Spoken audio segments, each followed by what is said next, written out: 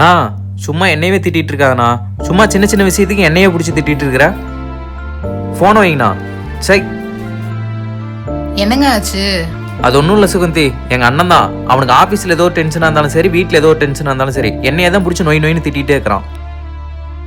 நீயே எத்தனை தடவை பார்த்துருக்குற, உன் முன்னாடி எத்தனை தடவை என்ன திட்டிருக்கிறான். நான் ஏதாவது அவனை சொல்லியிருக்கிறேன்னா? உனக்கே தெரியுமே என்ன. ஆமாங்க தெரியும். என்ன தெரியும்னு சொல்லிட்டு அப்படியே முடிச்சிட்ட. வேற என்னங்க சொல்றது, இதெல்லாம் உங்க அண்ணனுக்கே புரியணும். இன்னமும் உங்களை சின்ன பிள்ளைய நினைச்சிட்டு ஏன் முன்னாடியே திட்டிட்டு இருக்கிறாங்க. உங்களுக்கு கல்யாணம் ஆயிடுச்சு, அந்த பொண்ணு முன்னாடி அப்படி பேசக்கூடாதுன்னு கூட அவங்களுக்கு புரியல. அவங்க கிட்ட போய் நம்ம என்னங்க சொல்ல முடியும்? அதுவும் இல்லாம இப்ப நான் கேக்குறேனே வச்சுக்கலாங்க, இன்னைக்கு நீங்க அடிச்சுப்பீங்க, நாளைக்கு நீங்க கூடிப்பீங்க, கடைசியில இவ தான் குடும்பத்தை பிரிச்சுட்டா அப்படின்னு சொல்லி எங்க மேலதான் பழி வரும். அதுக்கு பேசாம இதே மாதிரி கண்டும் காணாம போறதே நல்லதுங்க.